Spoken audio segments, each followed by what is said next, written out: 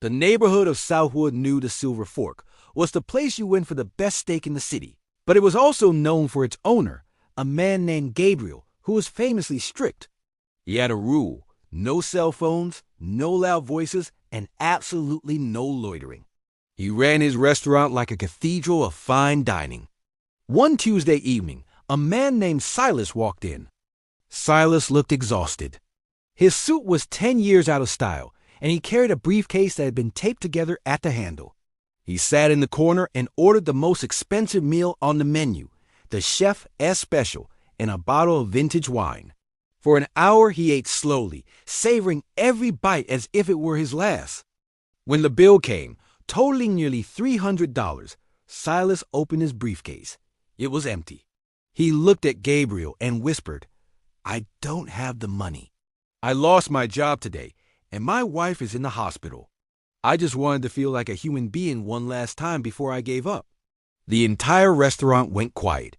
People expected Gabriel to call the police. Gabriel was known for his zero-tolerance policy. He walked over to the table, took the unpaid bill, and ripped it in half. But then, he did something that shocked everyone. He told Silas to follow him into the kitchen. Gabriel handed Silas an apron and a scrub brush.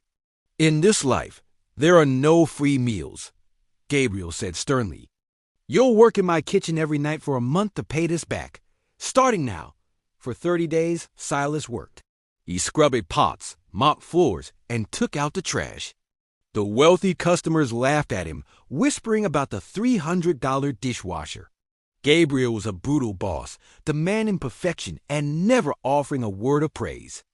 On the final night, Silas handed back his apron. He had paid his debt. He thanked Gabriel for the lesson and prepared to walk out into the cold. But as he reached the door, Gabriel handed him an envelope. Inside wasn't a bill. It was a check for $10,000 and a contract. Gabriel explained that he didn't need a dishwasher. He needed a partner. For 30 days, Gabriel had been watching Silas. He saw that even when Silas was at his lowest, he worked with the precision of an artist. He saw that Silas never complained, never cut corners, and treated every plate like it was for a king. "I wasn't punishing you," Gabriel said. "I was interviewing you. Most people want a handout when they fall. You were willing to work for your dignity. I'm opening a second location, and I want the man who treats a scrub brush like a gold pen to lead it." Silas didn't just get a meal. He got a legacy. He realized that Gabriel's strictness wasn't about being mean. It was about finding the people who have the character handle success. Silas went from the $300 dishwasher to the CEO of a restaurant group that provides free meals to families in crisis every Sunday morning. The story reminds us that sometimes the hardest moments in our lives aren't punishments. They are preparations. The universe doesn't give you what you want. It gives you what you're ready for. When you find yourself scrubbing floors, do it so well that the world can't help but hand you the keys to the building.